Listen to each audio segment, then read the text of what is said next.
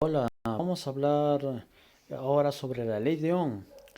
La ley de Ohm, pues sabemos muy bien que relaciona tres cosas: voltaje,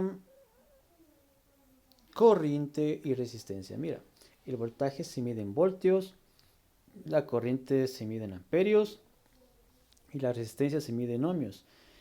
La relación es voltaje es igual a I por R. Por lo tanto, el voltaje es directamente proporcional a la corriente y el voltaje es directamente proporcional a la resistencia. Entonces, tenemos aquí esta relación. Muy bien, esta es la ley de Ohm. VIR, voltaje es igual a intensidad de corriente por la resistencia eléctrica. Tenemos lo siguiente. Eh, la potencia eléctrica se representa por P y sus unidades son los watts, que están con la W. Entonces la potencia es igual a I por V, PIV. Potencia es igual a I por V.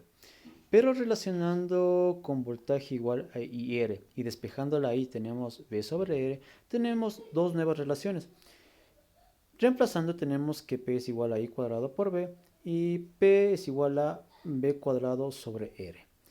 Esas son fórmulas de la potencia que dependiendo de los datos podemos encontrar y podemos realizar y encontrar la potencia eléctrica, que va a estar en watts. Muy bien, tenemos un par de ejercicios. Ok, tenemos aquí. Dice, en un circuito sencillo se ha ubicado una batería de 9 voltios con dos resistencias en serie de 500 ohmios y otra de 1200 ohmios. Determinar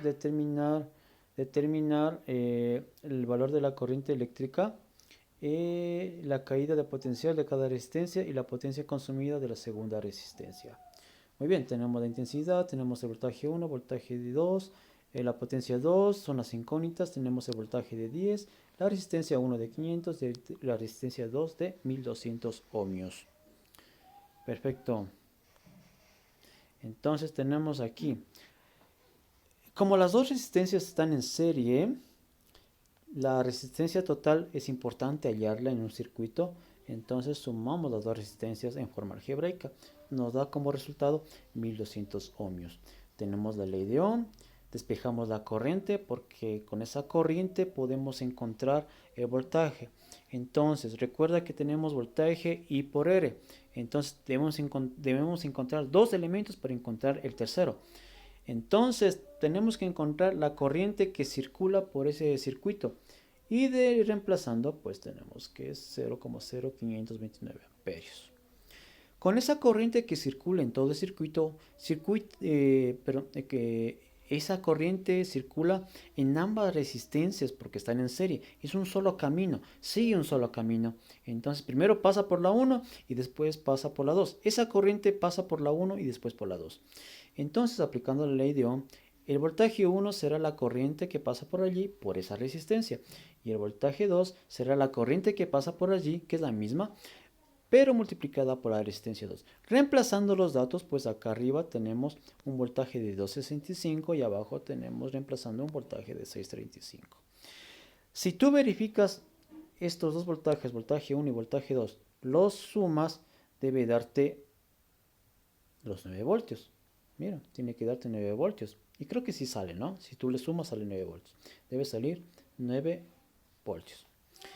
Luego, la potencia en la resistencia 2. Pues tenemos que la potencia es igual a P es igual a I por B.